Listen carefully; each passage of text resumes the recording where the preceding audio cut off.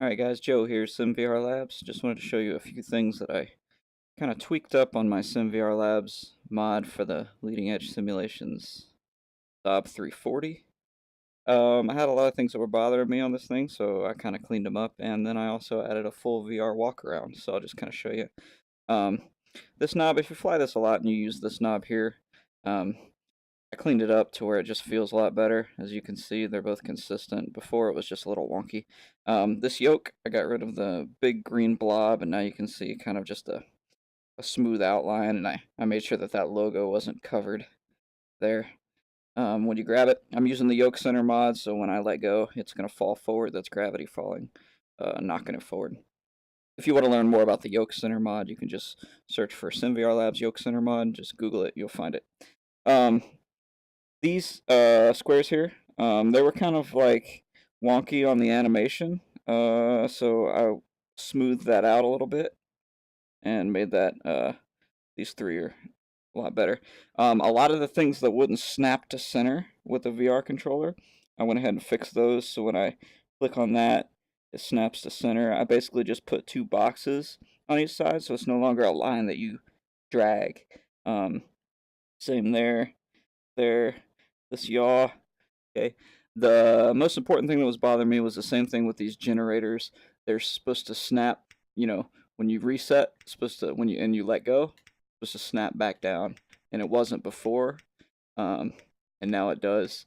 The bleeds, the same thing. These bleeds, I spent a lot of time trying to figure out these bleeds. Turns out the best way to do it was to do the same thing. So I put two click spots. There's a higher one and a lower one.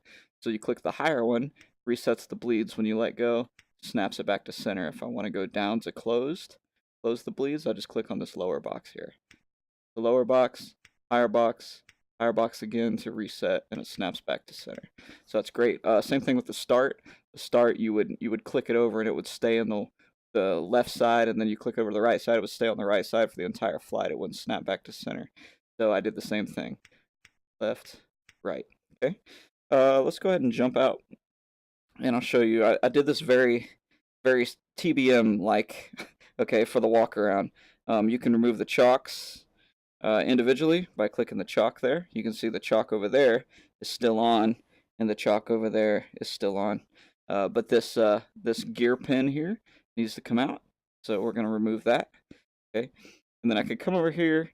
There's a pylon here, and I want to go ahead and remove that pylon, and that removes all the pylons. So any of the pylons removes all the pylons, or puts them on. Okay, I'll walk over this way, and I want to go ahead and remove the two torpedo covers, and we'll take the chalk off, and we'll take this pin, this gear pin, out of there.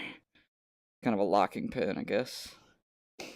And there's another torpedo cover on this side, and another chalk and gear lock pin. Okay, if I come under here, so this is the underneath the wing, and you can see there's like a square here, and if you run over here, you'll see I put like a little circle here. Well, that's where the hose connects, or not the hose, the power cable connects for the GPU.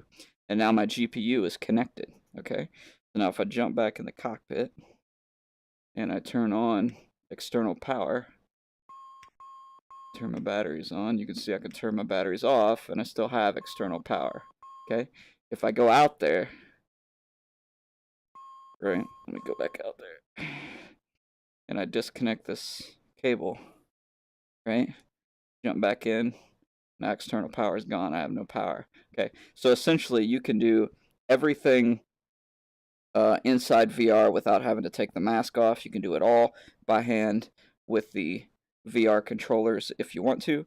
Oh, the last thing what I did is I took the trims here on the actual yoke, made a lower click spot for trim up and trim down, right, lower and upper, and the AP disconnect works, and everything's pretty much great. Oh, gust lock. Okay, so you got two hands here, right? So you click on this, and that gets the gust lock release. And then if I pull with the top one, basically I'm not pulling. All I'm doing is I'm enabling an animation. So I've got a top one and a lower one. And when I click, so when I click on the lower one, and you have to have this one, back. So I'm clicking on that to put that back. If I click on the lower one, it doesn't do anything for about a half a second, right? And then it goes back. I click on the top one, half a second, and then it comes back. Okay, so I can put the gust locks on too. Which is awesome. That's another thing that bothered me. Basically, everything that manipulator-wise that I couldn't figure out before or had bothering me before is now good to go.